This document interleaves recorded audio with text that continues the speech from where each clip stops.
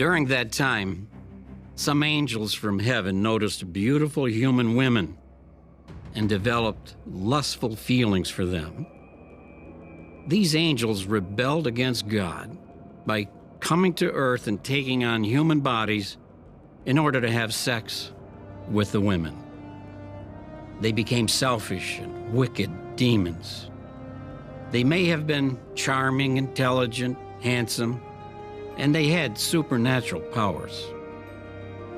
They must have been irresistible, especially to women who themselves had no love of God. Perhaps the angels took some women by force. Whatever the case, the angels took all whom they chose. Yes, so this is Storytime with Uncle Tony, otherwise known as Noah, Faith Moved Him to Obey, the dramatic Bible reading. We're only a short way in, and already there's rape. Tony just casually drops in this suggestion that when the angels rebelled and came down to the earth before Noah's flood, maybe there was rape. It doesn't say that in the Bible, but let's include it anyway. What's the harm in just casually mentioning rape in a convention where there are children?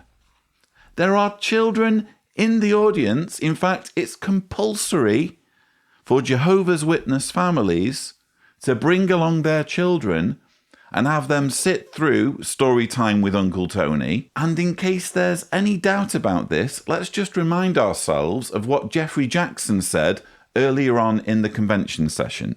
As scriptures are read, follow along in the Bible.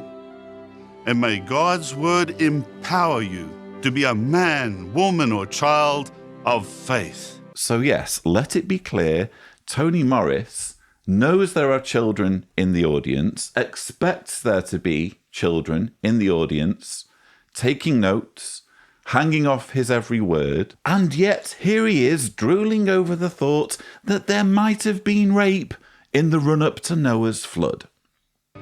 What human on earth at that time could hope to stop demons?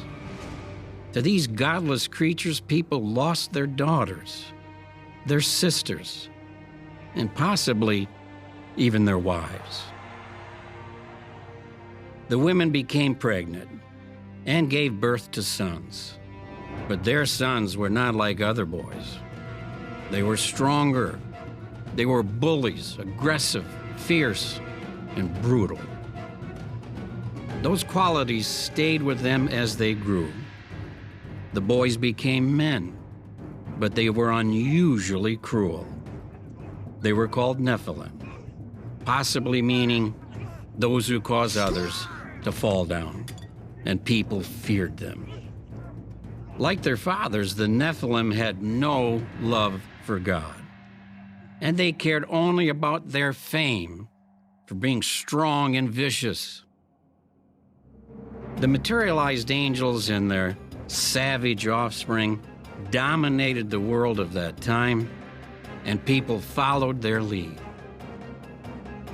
Jehovah saw that man's wickedness was rampant, and that every inclination of the thoughts of his heart was only bad all the time. How Satan must have delighted to see most humans reject Jehovah and become more and more corrupt.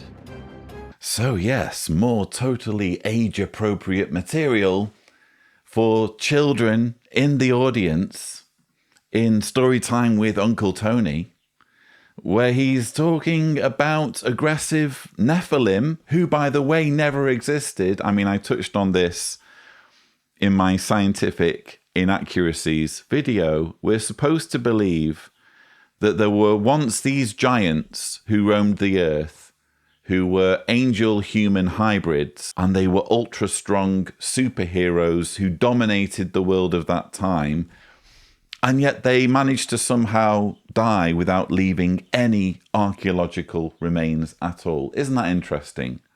It's an unscientific claim, but of course Tony's going to dwell on this point because he needs to justify what's coming, the global slaughter. He needs to make the world that's described in the Bible as being the pre-flood world, he needs to make that as depraved and sinister and evil and scary as possible, despite being the only governing body member who actually has children, and therefore being in a position where he should know better.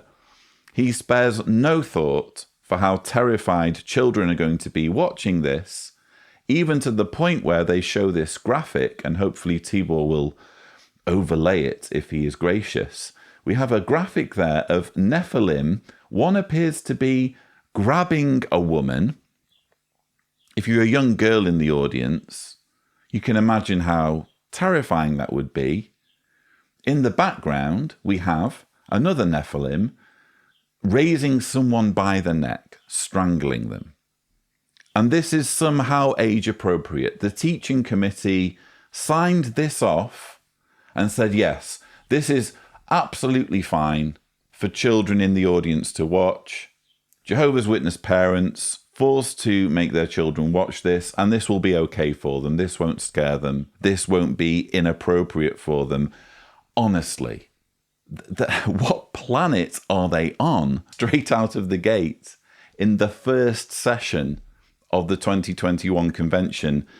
They're doing as they please. They're showing children these images, which I'm sure will haunt some children watching this. And I also found it interesting where Tony Morris is talking about the materialized angels, and he was describing how awful they were by saying, To these godless creatures, people lost their daughters, their sisters, and possibly even their wives. Doesn't that describe the 8 men making up the governing body of Jehovah's Witnesses, including Anthony Morris III, and the fact that they break apart families through their horrendous shunning policy?